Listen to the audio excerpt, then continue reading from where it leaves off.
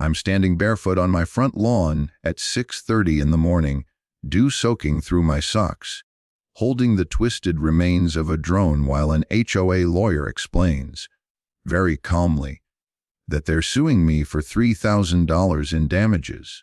He calls it community property. He doesn't mention why it fell out of the sky.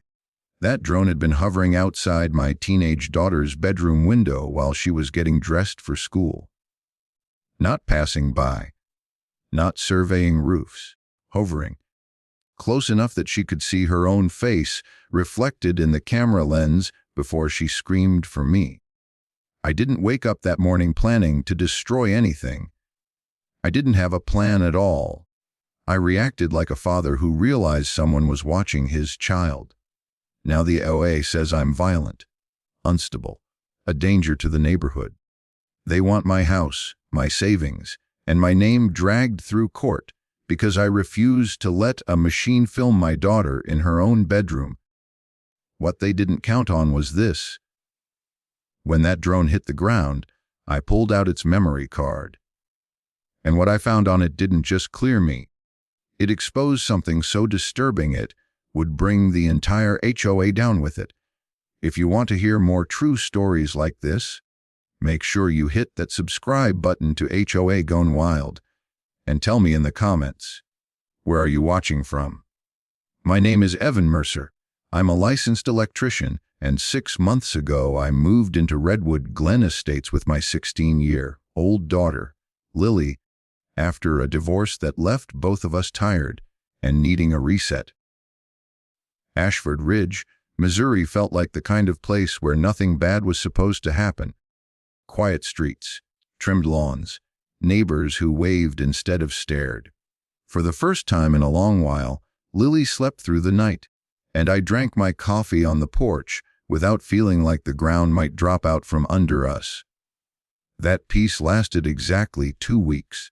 The first time I met Pamela Cross, she showed up unannounced on a Tuesday afternoon while I was unloading tools from my work van. She wore a crisp blazer, pearl earrings, and a smile that never quite reached her eyes. In one hand was a clipboard. In the other was a measuring tape already extended. She didn't introduce herself as a neighbor. She introduced herself as authority. She informed me that my fence was 2 inches outside the approved setback. I told her the fence had been there before I bought the house, and that it was permitted by the city. She nodded politely and said something that would become her favorite phrase. The HOA covenants override common sense. 3 days later, I received my first fine. It was for the fence. Then came the mailbox. Apparently, black wasn't the correct black. It needed to be proved matte charcoal.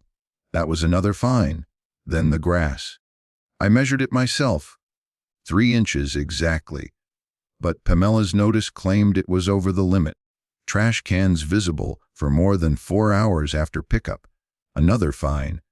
None of these were life-ending on their own, but they stacked up fast. What bothered me wasn't just the money. It was the tone, the certainty. Pamela didn't speak like someone enforcing rules. She spoke like someone daring me to challenge her. I started reading the HOA covenants line by line after Lily went to bed each night. 50 pages of vague language, loopholes, and phrases like, at the discretion of the board. It was written in a way that meant they could find a violation if they wanted one badly enough. And they wanted one badly enough. What really set off alarms for me was how selective the enforcement was. I watched other houses break the same rules without consequences. Same grass height, same trash can placement, no notices, no fines. Pamela's white SUV stopped in front of my house almost daily. One evening, Lily asked why the clipboard lady kept staring at our yard. I didn't have a good answer. The next escalation came in the form of a community email. Pamela announced what she called a community safety initiative. According to her message, the HOA had approved the purchase of a drone to assist with compliance checks and neighborhood security. She framed it as a way to keep property values high and ensure everyone followed the rules. What she didn't mention was a homeowner vote. She also didn't explain what compliance checks meant. At the next OA meeting, I asked. Pamela smiled, that same practiced smile, and explained that the drone would only operate in public airspace and that homeowners had no reasonable expectation of privacy from HOA enforcement activities. Several people shifted uncomfortably in their seats. I asked if the drone would be recording video. Yes, she said, without hesitation. I asked if there were limits on where it could film. She tilted her head slightly and repeated it again. The HOA covenants override common sense. That was the moment my unease turned into something heavier. I work with systems for a living. Electrical systems. Security systems. I know how things fail, and I know how they're abused when someone wants control without accountability. Drones don't just look at roofs. Cameras don't magically avoid windows. Technology does exactly what the person holding the controls tells it to do. The drone arrived a week later. It was white. Quiet. Too quiet. The first time it flew over our house, I tried to convince myself I was overreacting. It hovered for a moment, then moved on. But it came back the next day, and the next. Sometimes it lingered longer. Sometimes it dipped lower. Lily stopped changing with her blinds open. I noticed neighbors watching the sky more than each other. Pamela called it safety. To me, it felt like something watching us learn how powerless we really were. I didn't know yet how far it would go. I just knew this wasn't about grass anymore. The drone didn't come back occasionally anymore. It came every day. Sometimes it showed up mid-morning, just after the school bus pulled away. Other times it hovered in the late afternoon when kids were outside riding bikes or tossing footballs across the street. Once, it appeared just after sunset, its tiny lights blinking as it drifted slowly over backyards like it was taking inventory. At first, people tried to pretend it wasn't happening. You'd see neighbors glance up, then quickly look away. Conversations cut short. Patio doors closed a little faster than usual. Pool covers slid into place, even on hot days. It was easier to ignore it than admit how unsettling it felt to have something buzzing overhead, watching, recording, lingering. Kids noticed immediately. Children always do. Lily was the first to say it out loud. One evening, she came inside from the backyard with her shoulders hunched and her hands clenched into fists. "Dad," she said quietly, "that thing keeps stopping over our house." I asked her what she meant. "It doesn't just fly by," she said. "It stays. It's like it's looking for something." That night, she asked if she could keep her blinds closed all the time. Not just at night, all the time. I told her yes without hesitation, and something in my chest tightened when I realized how small that sounded. Closed blinds weren't protection. They were surrender. The next afternoon, I finally saw who was operating the drone. Todd Renshaw parked his HOA truck near the entrance of the subdivision and stood on the sidewalk with a controller hanging from his neck. He wore mirrored sunglasses and a smug half-smile, like someone who enjoyed being watched almost as much as watching others. When the drone dipped low over my yard, I walked straight up to him. "Are you filming my property?" I asked. He didn't look up from the controller. "Public airspace." "That's my backyard," I said. "Public airspace," he repeated, tapping the screen. "Nothing illegal about it." I asked what exactly he was looking for. "Compliance," he said. "And violations." That was the word he lingered on. Violations. The fines started arriving faster after that, not weekly. Daily. Grass height violations even after I had just mowed. A citation for unapproved outdoor furniture because Lily sat on a blanket while reading. A warning for an unauthorized gathering when she had one friend over to study. Each notice came with a deadline, so short it felt designed to fail. 24 hours, sometimes 12, and every missed deadline triggered daily penalties that stacked like interest. One notice mentioned foreclosure. That's when I stopped sleeping. I tried to reason with the board. I showed up to meetings. I brought printed photos, measurements, dates. I pointed out inconsistencies, asked for clarification, requested appeals. They laughed. Pamela didn't raise her voice. She didn't need to. She sat at the front of the room, hands folded, and watched me like a teacher watching a disruptive student who hadn't realized yet that the lesson was already decided. "You seem unhappy here, Ivan," she said during one meeting. "Some people just aren't a good fit for communities like this." I asked what that meant. She smiled and said, "It means we value standards." After that, the drone started flying lower. It hovered near second-story windows. It lingered by the pool when neighborhood kids swam. It followed children walking to the bus stop, drifting slowly above them like a shadow that hummed. Lily stopped inviting friends over. One night, she told me she felt like someone was watching her even when the drone wasn't there. That was the moment I realized the damage wasn't just fines or stress. It was fear, the kind that stays after the noise stops. Neighbors whispered to me in driveways and grocery store aisles. They told me they hated the drone, that it made their kids cry, that they were scared to complain, because the ones who did ended up with fines that never seemed to go away. No one wanted to be the next target. I was already the target. Pamela made that clear when she stopped by my house one afternoon, clipboard in hand, the drone buzzing faintly overhead. "This can all stop," she said casually, as if offering advice. "You just need to cooperate." I asked her what cooperation looked like. She glanced at my house, then back at me. Compliance, silence, trust. I told her I wasn't comfortable with a camera hovering near my daughter's window. Her smile vanished for just a second, long enough for me to see the irritation underneath. "Your discomfort is not the board's concern," she said. "Property values are." That was the moment it clicked. This was never about rules or safety, or lawns. It was about control, about reminding people that their homes weren't really theirs. That privacy was conditional. That authority, once granted, could reach anywhere it wanted. And standing there, listening to the drone hum above my roof, while my daughter hid behind closed blinds, I understood something else too. If I didn't push back now, it would only get worse. And they knew it.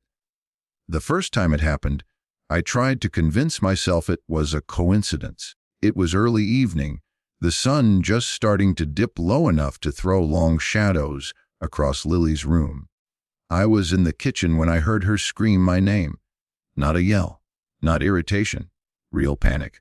I ran upstairs and found her frozen in place, one hand gripping the edge of her desk, the other pointing toward the window. Outside, hovering just a few feet from the glass, was the drone. It wasn't passing by, it wasn't drifting. It was steady, level, intentional. The camera lens was angled directly into her room.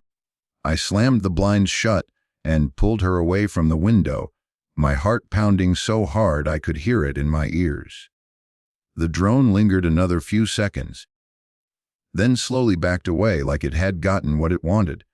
Pamela's office email came the next morning. "Routine compliance sweep," it read. I wanted to believe that was the end of it. It wasn't. 2 days later, it happened again.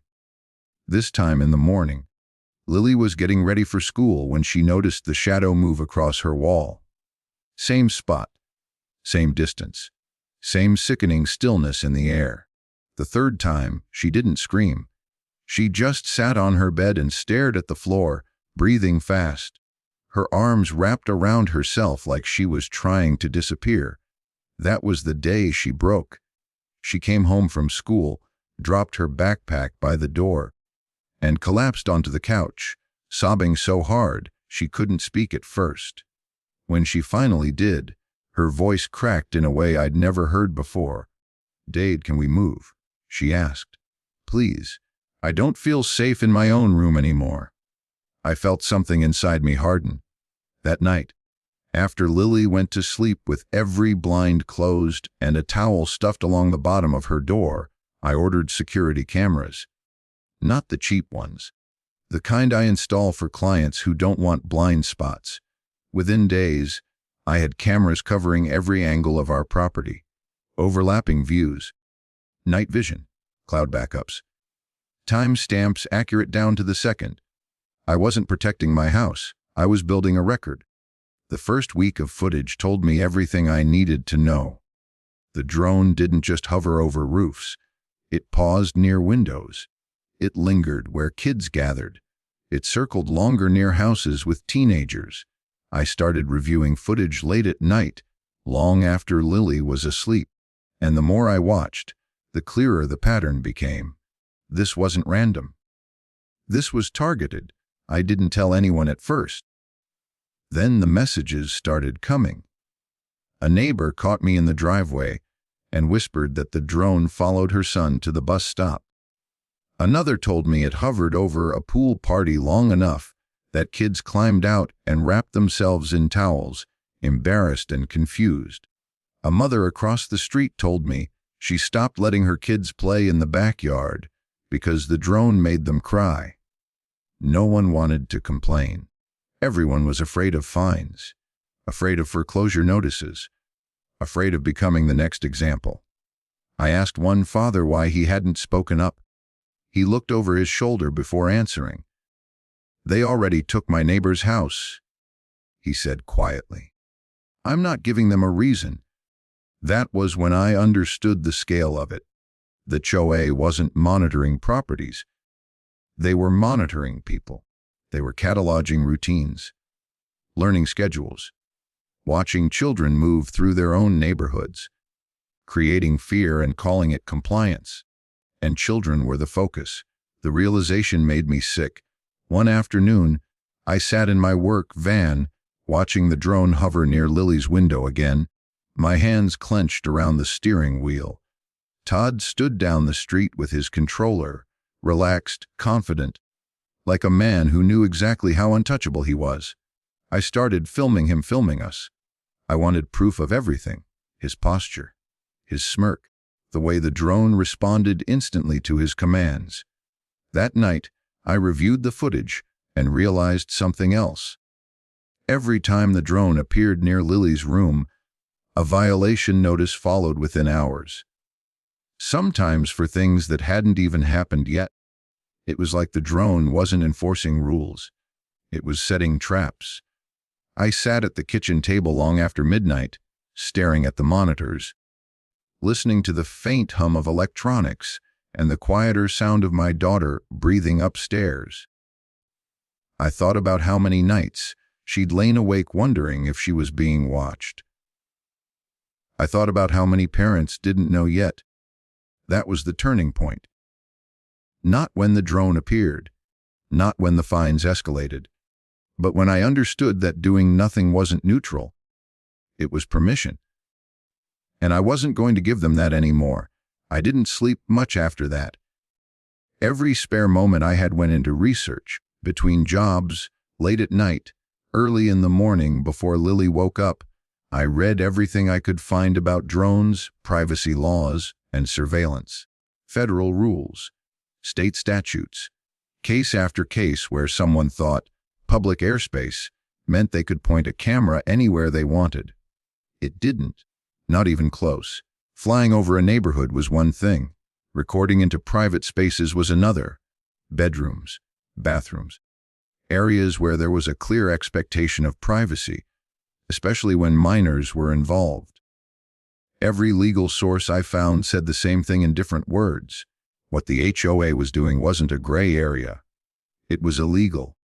So I started recording everything. Every time the drone appeared, I noted the time. I filmed Todd with the controller. I saved copies of every fine, every email, every warning letter. I logged dates, angles, durations.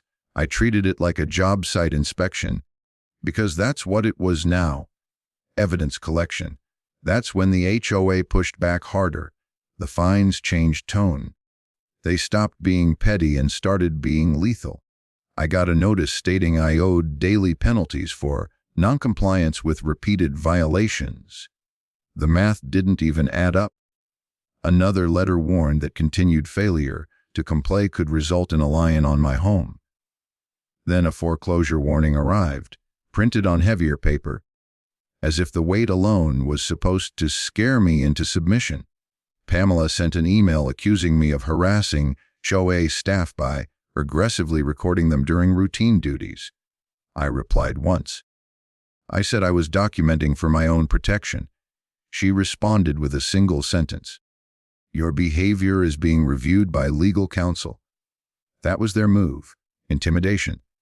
Todd started showing up more often, parking across the street, standing longer. The drone hovered lower, closer, louder. It felt deliberate now, provocative. Lily noticed too. She asked me one night if she had done something wrong. That question nearly broke me. I told her none of this was her fault.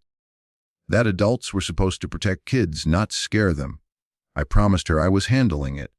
But promises only go so far when fear lives in your walls. The breaking point came on a Friday night. Lily had invited 2 friends over, just pizza, movies, and sleeping bags. Normal teenage stuff. I was in the kitchen when I heard footsteps pounding upstairs, followed by the sound of the bedroom door slamming shut. Then screaming.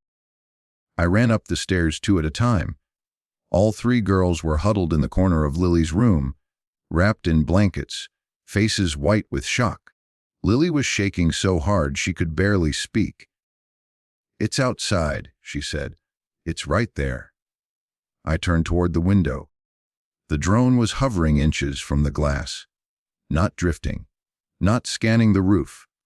Pressed close enough that the camera filled the frame, I could see the lens adjusting, refocusing, recording. My hands went cold.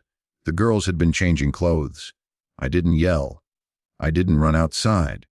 I calmly closed the blinds, locked the window, and told the girls to stay in the room. Then I walked downstairs, my phone already recording, and stepped onto the front lawn. Todd was standing at the curb. Same sunglasses, same relaxed posture. I asked him what the hell he was doing. Unauthorized overnight guests, he said without hesitation. Visual confirmation required. For a second, everything went quiet. The street, the drone, my thoughts. Visual confirmation, he had just admitted it. I felt something settle inside me, heavy and solid. This wasn't rage. Rage would have been sloppy. This was clarity. I told him to leave.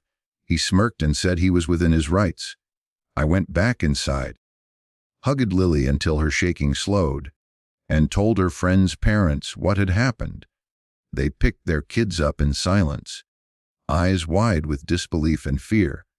After the house was quiet again, Lily sat at the kitchen table with her arms crossed, staring at nothing. I don't want anyone over anymore, she said softly. I don't want them to see that. That was the moment. Not the fines, not the threats, not the letters. I went into the garage and looked at the shelves like I was seeing them for the first time.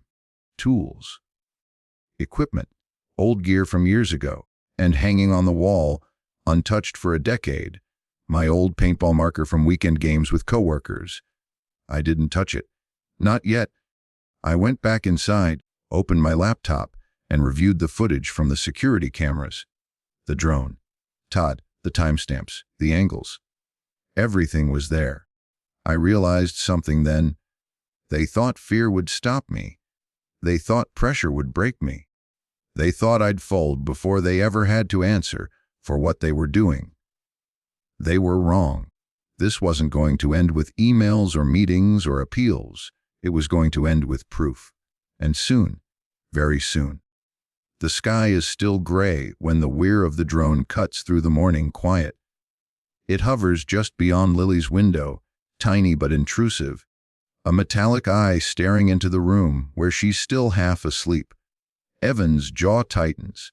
He's had enough of this silent harassment. Enough of Todd and Pamela thinking they can peek into his life without consequences. He storms to the garage, hands trembling slightly, and pulls down the old paintball marker he hasn't touched in years. Its barrel feels familiar, solid, like an extension of his own anger. He doesn't hesitate. One shot. The drone wobbles in midair, sparks flicking from its body, and crashes into the yard in a messy heap. Metal and plastic skitter across the grass. Even doesn't move immediately, just watches, chest tight, as the hum of rotors dies. Meanwhile, Todd is already screaming into his phone, voice high, pitched and frantic. Pamela's voice cuts in from the other end, sharp with legal threats, words, lawsuit, and harassment, bouncing back and forth. Avon tunes them out, stepping carefully over the debris until he reaches the drone. He picks it up, brushing dirt off the casing, and pockets the memory card. Every frame, every second the drone had recorded, is now his. Todd and Pamela might have imagined victory. They might have thought the drone gave them the upper hand, but Evan knows the truth. He knows what they were trying to hide from themselves, and soon he'll have proof. Within 48 hours, the HOA fires back. Their notice is formal, cold and arrogant, dripping with confidence. They think a lawsuit will intimidate him, that papers and signatures are enough to make him back down. Evan reads their legal threats once, then twice, a small, sardonic smile tugging at the corner of his lips. They have no idea what he's about to see. He slips the memory card into his laptop, fingers hovering for a moment over the keys. The files load slowly, but each image, each video, unravels the quiet facades the HOA has built around themselves. The smiles in meetings, the friendly nods at neighborhood gatherings, they're all lies. Behind every friendly handshake is the evidence of manipulation, surveillance, and threats. Avon's pulse quickens as he scrolls through the footage. There's Pamela sneaking into another neighbor's yard, taking photos of their property while they're out.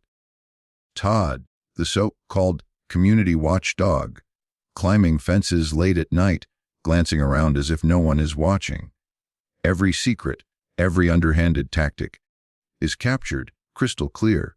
It's more than just revenge, it's validation. All the times they tried to gaslight him, all the times they claimed he was paranoid, now he holds in his hands proof they can't deny. The tension of weeks, months even, melts into a single surge of clarity. He's not just defending himself anymore. He's exposing them for exactly who they are. He pauses at one video, watching Todd argue with a neighbor over a minor complaint, escalating the situation with threats and false claims. Pamela appears, smug and poised, waving HOA letters like weapons. Evan's hands tighten into fists, but he resists the urge to laugh. The footage speaks louder than words ever could. Next comes the plan. He won't rush. He won't tip his hand. He organizes the files meticulously. Timestamps and sequences everything to build a narrative they can't twist. Every violation, every intrusion, every moment of intimidation is cataloged. By the time he's done, the story tells itself. The HOA has overstepped, lied, and weaponized their authority against the people they claim to serve. Evan leans back in his chair, the hum of the computer blending with the quiet morning around him. Outside, the sun is just beginning to break the horizon, painting the street in soft amber. Todd and Pamela might still think they control the situation. They might still believe that a lawsuit will bend him to their will. But Evan knows better.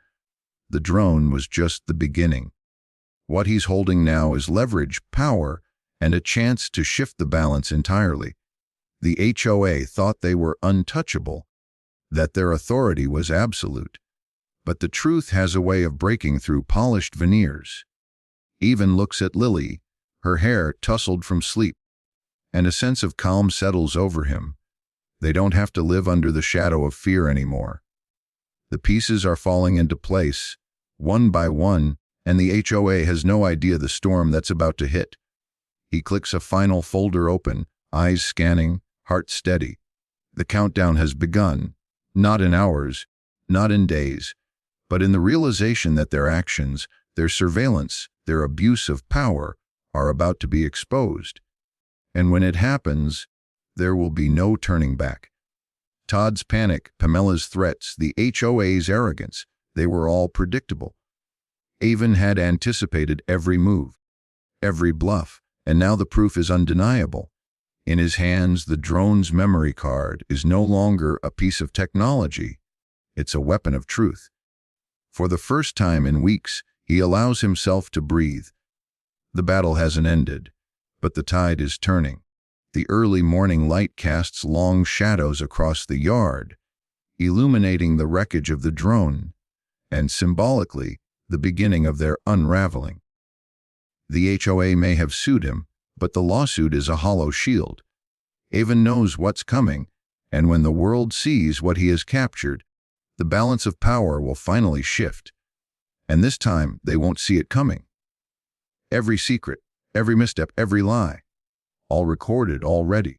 The HOA is about to learn that surveillance has consequences, and Evan is the one holding the proof.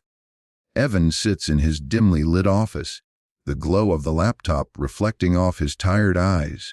His attorney friend, Marcus, leans over the keyboard, frowning as each clip loads. The room is silent except for the low hum of the computer and the occasional click of the mouse. Neither speaks at first. Words would trivialize what they're seeing. The footage is worse than Evan imagined. Weeks of recordings meticulously labeled, captured inside homes without consent. Bedrooms, bathrooms, children playing, families in private moments, every corner of their lives invaded. The camera never blinked, never paused, never spared a single detail. The scale of the intrusion is staggering. Evan swallows hard, jaw tight, hands gripping the edge of the desk. They've been doing this systematically, he mutters, voice almost a whisper. Marcus nods, grim. This isn't harassment anymore, he says. This is criminal. Federal criminal. Then comes the next revelation. Footage of the HOA members themselves walking through neighbors' properties, planting fake violations, a mailbox crooked, a lawn slightly overgrown. They staged it, documented it, and used it to justify fines. The intimidation, the manipulation, it's all deliberate. Each moment, each act recorded in horrifying clarity. Evan leans back, running a hand through his hair. Anger mixes with disbelief. They thought they could control us, he says, voice low. Thought they were untouchable. Marcus glances at him, eyes steady. Not anymore. Together, they contact federal authorities. Agents respond quickly, drawn by the sheer weight of evidence. Evan provides the files, timestamps, and annotations, everything organized for maximum clarity. Weeks of careful documentation suddenly become a weapon of accountability. The night of the next HOA meeting, tension hangs thick in the air. The board gathers, confident and smug, Pamela at the forefront, radiating self-assured authority. She steps up to the podium, prepared to humiliate Evan, to portray him as a troublemaker, a liar, a menace to the community. Her smile is sharp, predatory. But Evan doesn't flinch. He waits. He steps forward, laptop in hand. The room goes quiet as he connects it to the projector. Screens flicker to life, showing frame after frame of unfiltered truth.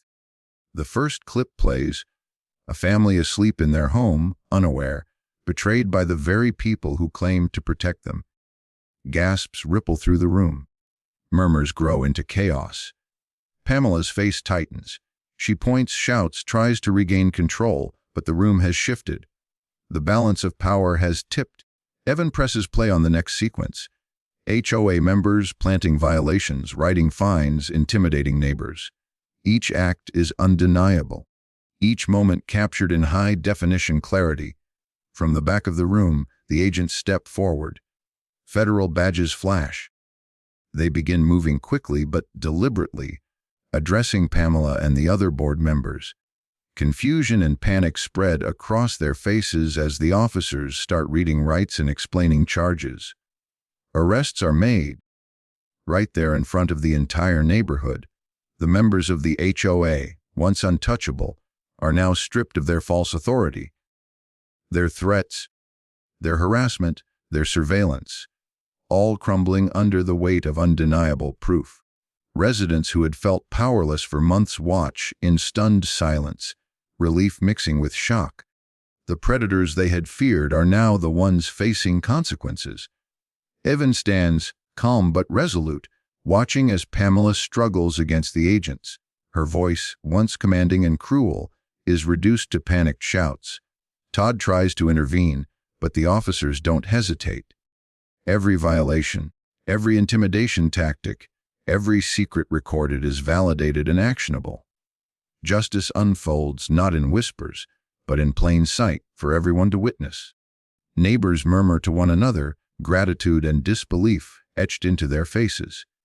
Children peek from behind doorways, too young to fully understand, yet sensing the tension and triumph in the air. Evan's presence is steady, unwavering, a silent reassurance that the nightmare has ended. Once the arrests are complete, the room is eerily quiet. Federal agents gather evidence, take statements, and secure all materials. Pamela and her co-conspirators are escorted out, leaving behind a community finally able to breathe. The HOA's reign of fear, so carefully maintained for years, is over. Evan closes the laptop, feeling the tension in his shoulders ease for the first time in weeks. He looks around the room, taking in the faces of neighbors who now see him not as a troublemaker, but as someone who refused to be silenced. The truth has emerged, clear and uncompromising, and the predators who once hid behind authority are exposed for all to see. He steps outside into the warm sunlight, inhaling deeply. The air feels different now, lighter, freer. The neighborhood is no longer under the shadow of intimidation. The power has shifted, and for the first time, justice isn't an abstract concept. It's real, immediate, and undeniable. Evan smiles faintly, knowing that the battle wasn't just about him. It was about reclaiming safety, privacy, and dignity for everyone. The HOA thought they could control the narrative, manipulate the rules, and silence dissent. They were wrong. The evidence, the courage, and the persistence of one person have undone them completely. For the first time, Evan allows himself to feel triumph, not in vengeance, but in justice, and as neighbors cautiously step forward, murmuring thanks and relief, the realization settles in: this isn't just a personal victory. It's a watershed moment. The HOA's lies, deception, and abuse of power have been shattered, and the community, finally, can reclaim what was theirs all along. The sun rises higher, casting long shadows over the neighborhood, symbolic of the darkness that has passed and the clarity that remains. And Evan, standing quietly amid the aftermath, knows the fight is over. But the lesson is eternal: no one, no matter how powerful, is above accountability. The morning after the arrests, the neighborhood feels different, lighter, almost unreal. The air seems to carry relief, mingled with disbelief. Conversations buzz along the streets, neighbors sharing what they've heard, piecing together the extent of the HOA's abuse. Evan walks slowly down his driveway, nodding at familiar faces, sensing a quiet gratitude in every glance. The weight of weeks, months even, of tension has finally begun to lift. The HOA board is officially dissolved. Legal notices arrive like clockwork, their authority revoked, their positions erased. Residents who once cowered under the threat of fines and arbitrary rules now openly reclaim their properties, gardens, and porches. The community, for the first time in years, feels free to breathe without looking over their shoulders. Criminal charges follow swiftly. Federal prosecutors handle the case with precision, their evidence airtight thanks to Evan's meticulous documentation. Pamela, Todd, and the rest of the rogue board face not only fines, but serious sentences for surveillance, harassment, and fraud.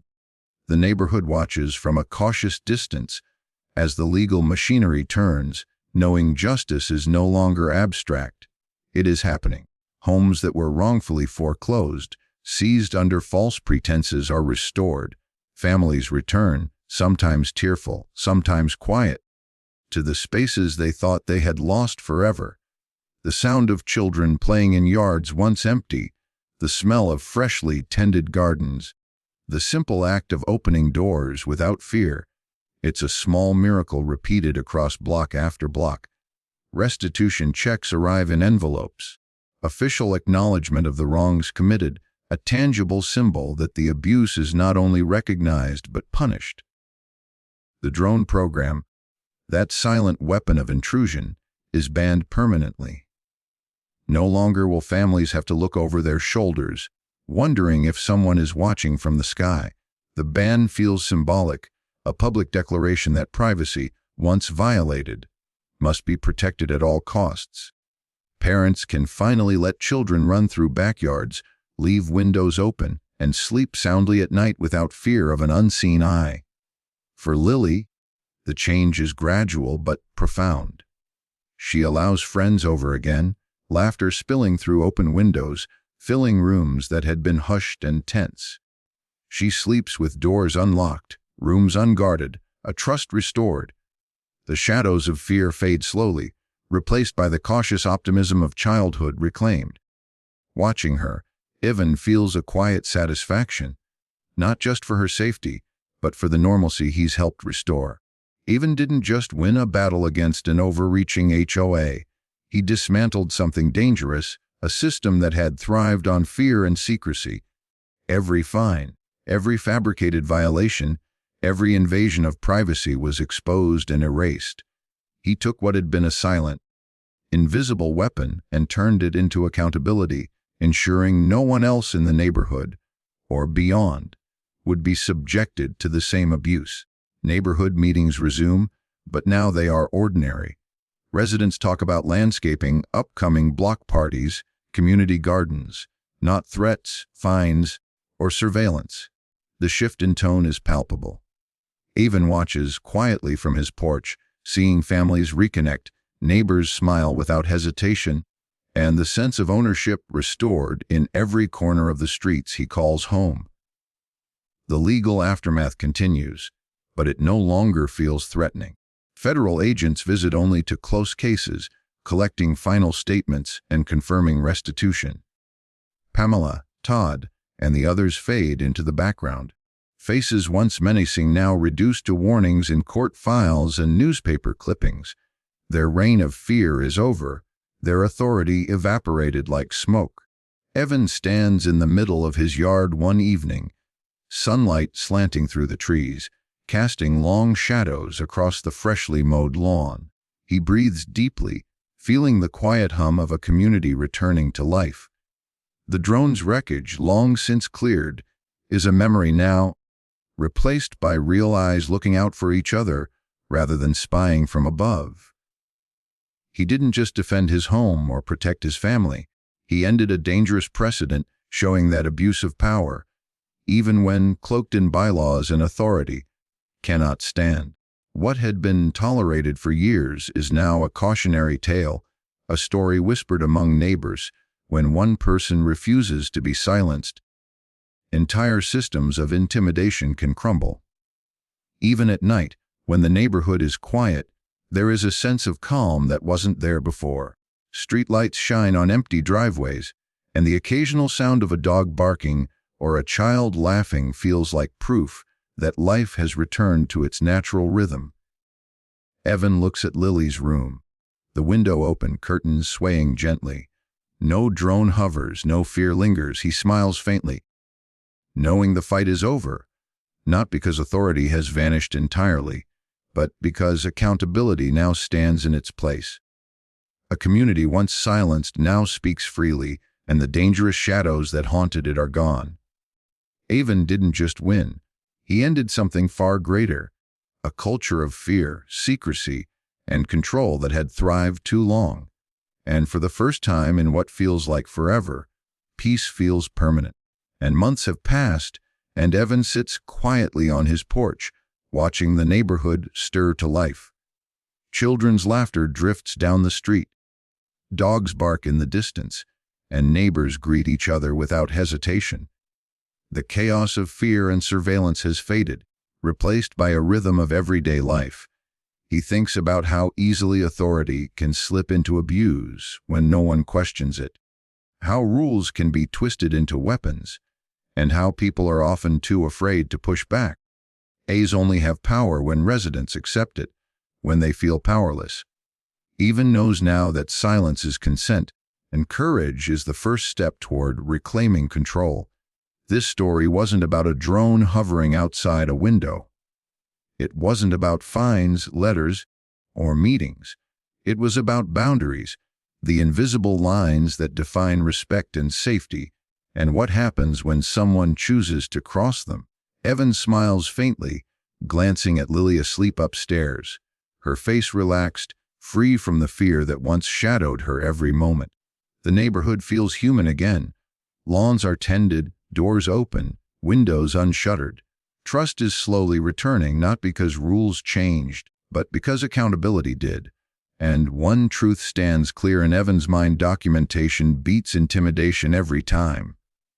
Evidence, preparation, and persistence are more powerful than threats, more enduring than fear.